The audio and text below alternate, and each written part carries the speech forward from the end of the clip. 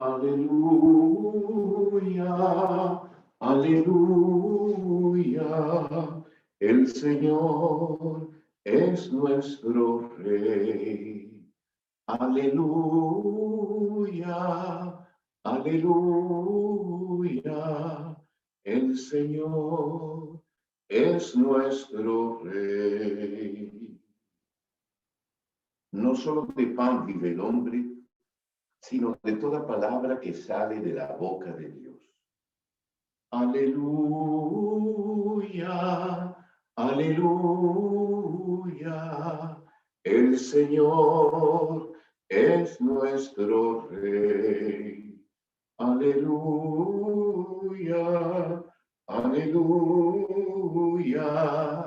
El Señor es nuestro Rey. El Señor esté con ustedes. Y con tu espíritu. Proclamación del Santo Evangelio según San Marcos. Gloria a ti, Señor. Por aquellos días, como de nuevo se había reunido mucha gente y no tenían qué comer, Jesús llamó a sus discípulos y les dijo: siento compasión de la gente porque llevan ya 3 días conmigo y no tienen qué comer. Y si los despido a sus casas en ayunas, van a desfallecer por el camino. Además, algunos han venido desde lejos. Le replicaron sus discípulos: ¿y de dónde se puede sacar pan aquí en despoblado para saciar a tantos? Él les preguntó: ¿cuántos panes tenéis? Ellos contestaron: 7. Mandó que la gente se sentara en el suelo y, tomando los 7 panes, dijo la acción de gracias. Los partió y los fue dando a sus discípulos para que los sirvieran. Ellos los sirvieron a la gente. Tenían también unos cuantos peces, y Jesús pronunció sobre ellos la bendición y mandó que los sirvieran también. La gente comió hasta quedar saciada de los trozos que sobraron. Se llenaron 7 canastas, eran unos 4,000, y los despidió. Y enseguida montó en la barca con sus discípulos y se fue a la región de Dalmanuta. Palabra del Señor. Gloria a ti, Señor Jesús. Muy bien, nos podemos sentar un momento para rever un tanto nuestras lecturas del día de hoy. La pregunta que Jesús hace en el Génesis a Adán y a Eva es importante que no la sintamos como una palabra también, una pregunta que se dirige a todos y que nos hace bien en muchos momentos de la vida. Dios llamó al hombre y le dijo: ¿dónde estás?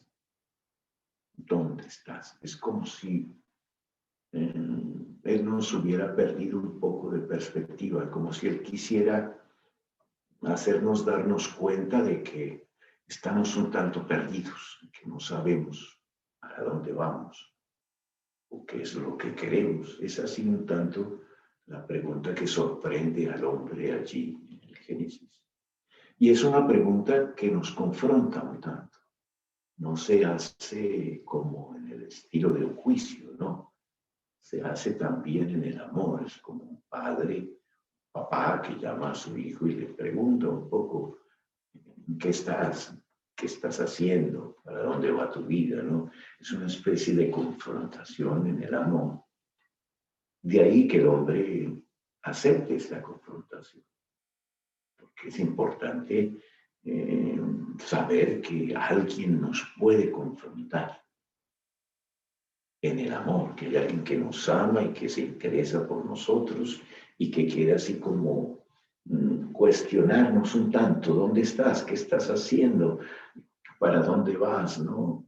Cosas que hoy difícilmente aceptamos en nuestra vida por una especie de falso defender como una privacidad, como si nadie pudiera tal vez interesarse por nuestra vida y en el amor nos ayudara a encontrar ese conflicto. De todos modos está ahí la pregunta, ¿no?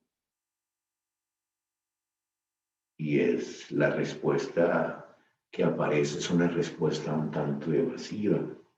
Oí tu ruido en el jardín, me dio miedo porque estaba desnudo y me escondí. La respuesta nos muestra ya como una actitud de separación, una actitud así como de autonomía. Oí tu ruido en el jardín y me dio miedo. El miedo de digamos, el sentirse confrontado. El miedo del lugar en donde se encuentra ahora el hombre, llevado solo por sí mismo. Es un verse. Una vez que Dios desaparece de la vista, nos quedamos así como confrontados a la contemplación de nosotros mismos, a vernos a nosotros mismos y a vernos a nosotros mismos en nuestra fragilidad. Y por eso viene el miedo, el miedo. Todos tenemos miedo del mundo que simplemente es dirigido por una dimensión simplemente humana. Tenemos miedo porque sabemos que somos frágiles y es eso tal vez lo que aparece en la respuesta que le está dando el hombre a Dios. Oí tu ruido. Ya aparece la presencia de Dios como si fuera un ruido que viene a nuestra vida, ¿no? Me dio miedo. Y me dio miedo porque estaba desnudo. Y me escondí. Esconderse de la confrontación que Dios trae en el amor. Huir del amor, alejarse del amor, porque nos da miedo enfrentar la mirada de aquel que nos ama. Sí, porque sabemos que estamos y que somos frágiles y que estamos a veces perdidos. Y entonces me escondí. ¿Cuántas cosas no? ¿Cuánto no fue eso que hicimos a veces delante de nuestros papás? O del amor de la mamá, donde veíamos todas sus arrugas, todos sus esfuerzos, todos sus sacrificios puestos sobre nosotros y nosotros tal vez la habíamos embarrado, habíamos errado, nos equivocado. Pero aquí hay una tendencia más bien como a ver el otro que tiene en ese amor como un ruido, que me estruendo, que me hace mal. Y es la tendencia en la cual el mundo de hoy vive cuando se cierra sobre sí mismo. Y entonces vive la angustia de un mundo que se vuelve de una cierta manera muy incierto, porque depende del hombre mismo en su fragilidad y de alguien que no es capaz de entrar en la confrontación con el amor. Hablamos de todo menos de criterios de amor para dirigir las relaciones entre los hombres o dirigir las cosas en el mundo, ¿no? Y entonces me vi desnudo y me escondo. Esconderse como una manera, alejarse del confronto y quedarse en la simple contemplación de sí mismo, aún en su propia fragilidad. Es una actitud un tanto de rebelión. Y el Señor le replica, ¿quién te informó que estabas desnudo? ¿Quién te colocó en esa situación? Es que has comido del árbol que te prohibí comer, es decir, metiste allí en donde no deberías meterte, ir más allá de tus límites para intentar ocupar un espacio que no es el tuyo, ¿no? No aceptarle esa presencia del otro en la vida, sino verse solito enfrente de las cosas. tener la experiencia del mal es eso, tener la experiencia del encerramiento sobre sí mismo, sin querer otra cosa que la contemplación de sí, verse grande, ¿no? Verse como Dios, ¿no? Y tal vez no reconocer la voz del otro que viene para confrontarme. Y es ahí precisamente en donde continúa todavía las consecuencias de toda esa rebelión. Entonces vienen las disculpas. La mujer que me diste como compañera me ofreció del fruto y comí, siempre como tentando de encontrar una razón para no responder por sí mismo, sino una realidad que tal vez culpa a los otros, culpa a los otros. No asumir el hecho de que erramos, siempre intentando como tener una razón por la cual eludir la responsabilidad propia, ¿no? No dar una respuesta propiamente personal, ¿no? La mujer que me diste como compañera me ofreció del fruto y comí. Y entonces el Señor Dios llama a la mujer, ¿no? ¿Qué has hecho? La serpiente me engañó y comí, la misma realidad, ¿no? Buscar otro como responsable de todo eso, responsable de todo eso que yo he hecho, ¿no? Es importante que comprendamos que el diálogo con Dios es un diálogo personal, individual. Es un diálogo que se dirige directamente a mí y que es capaz de tocar en lo íntimo del corazón, allí en donde yo soy el único responsable de mí mismo, de mis opciones y de las consecuencias que esas opciones puedan tener. Sí, yo no soy culpable de todo lo que me acontece, pero yo soy también responsable de la manera de reaccionar a eso que me acontece. Y el diálogo con Dios es un diálogo personal. Nada ganamos con intentar encontrar todas las disculpas que nos llevan a eludir nuestro papel que tenemos dentro del mundo. Y por eso a cada uno Dios lo llama y le señala las consecuencias de aquello que él realizó, ¿no? Y lo mismo va a acontecer con la serpiente, ¿no? Va a llamar a la serpiente y va a colocar una especie de tensión entre la mujer y la serpiente, una tensión, porque la mujer da la vida, ¿no? La serpiente intenta como eliminar esa vida, ¿no? Signo de la muerte, signo de la seducción que intenta como desviar, dejar al hombre desnorteado para después llevarlo a su propia destrucción. Y entonces esta tensión va a existir, ¿no? Que va a ser resuelta en el momento de María misma, que cambia toda esta perspectiva y que ayuda a que la victoria de la vida se realice en el mundo, venciendo precisamente a esta serpiente que acecha la vida de los hombres, ¿no? Es como el tentador, aquel que los lleva a los hombres a encerrarse en sí mismos, en su propia destrucción. Y la tentación aparece ahí de una manera muy clara, ¿no? Querer hacerlo más allá de aquello que él puede ser, ¿no? El sueño del hombre, ¿no? De ser Dios, de tener el poder absoluto, ¿no? De no aceptar, digamos, ser confrontado, sino encerrarse en su propia contemplación de sí mismo. Ese es el pecado, no se encierra sobre sí mismo, ¿no? Y por eso cada uno va a tener un trabajo porque estableció un desorden en medio de la creación. Entonces la tierra va a tener que ser trabajada para producir su fruto, ¿no? Y la mujer va a dar a luz a sus hijos, ¿no?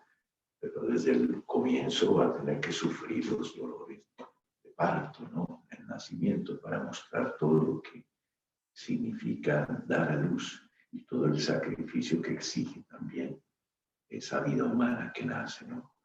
La alegría que produce la vida que pasa y que recibe ese don tan hermoso de la relación con esa mamá que se une con él en el esfuerzo por vencer sobre la muerte y porque ese sufrimiento se transforma en expresión de amor también para el que nace, ¿no? O sea que el amor no aparece tan evidente, tenemos que llegar hasta el don total de sí mismo para que ese amor sea claro frente de la vida que nace. Y es ahí precisamente en donde se abre una esperanza en el mundo, ¿no? Las consecuencias no son absolutas, ¿no? El hombre puede trabajar la tierra para producir su fruto, para hacerla lugar como de la presencia de lo bueno, de lo bello, de lo hermoso, de la presencia de Dios, ¿no? Y la mujer puede ser signo del amor profundo por alguien cuando da la vida, cuando la entrega, cuando la hace nacer, ¿no? Y la serpiente encontrará allí su lugar en donde va a ser vencida. Todas estas cosas realizadas por el hombre van a llevar a la destrucción del mal, ¿no? Por eso Jesús nace en este contexto de una nueva creación, en la que el amor va a vencer sobre el odio, en la que la muerte va a ser vencida con la vida, ¿no? Es este el contexto precisamente del Evangelio, donde Jesús coloca a sus discípulos enfrente de la fragilidad de todos aquellos que los acompañan. Tienen hambre. El discípulo quiere disculparse para no comprometerse, ¿no? Una de las cosas propias de Dios es cubrir al hombre, protegerlo, ¿no? Entonces nos dice el relato de la creación y Dios cubrió la desnudez del hombre para que pudiera estar y evitar, digamos, ser herido, ¿no? Ser maltratado, ¿no? Para que cubriera su fragilidad, ¿no? Su fragilidad. Y pueda vivir así como protegido por Dios mismo. Y aquí aparece eso, siento compasión de la gente porque llevan 3 días y no tienen que comer, ¿no? Y los discípulos, ¿no? Que le dicen, pero ¿dónde tiene pan, no? Mándelos más bien para la casa, ¿no? Entonces les dice, ¿cuántos panes tienes, no? Y realiza esa obra que nos recuerda la creación, porque hace que la naturaleza produzca su fruto y que de lo pequeño que es el don que cada uno hace, por lo que se tiene, se produzca el gran milagro de compartir el pan y de hacer sentar a todos y saciar el hambre de la multitud. Y cuando eso acontece, vamos a ver que Jesús ora sobre estas especies y hace que estas especies se reproduzcan y den a esta multitud aquello que necesitaba y que aún sobra. Aquí está la imagen clara de la Eucaristía que nos ofrece como ese pan de la vida, ¿no? Ese árbol de la vida, ahora nosotros podemos tener acceso a él, porque Cristo nos abrió la posibilidad de acceder a él, alimentarnos con el pan que nos da la vida eterna, la vida para siempre. O sea que ya fuimos salvados en Cristo y este Cristo en su amor, en la grandiosidad del don que realiza, nos abre la posibilidad de alimentarnos verdaderamente con este pan que nos lleva a la eternidad, el árbol de la vida. Ofrezcamos entonces nuestra Eucaristía y pidamos a Dios que nos acompañe en este día para poder encontrar en Él como aquel con el cual dialogamos diariamente, que nos confrontamos, que aceptamos nuestras dificultades, que colocamos en sus manos nuestra transformación, que pedimos perdón y que es capaz de restaurar de nuevo nuestra vida.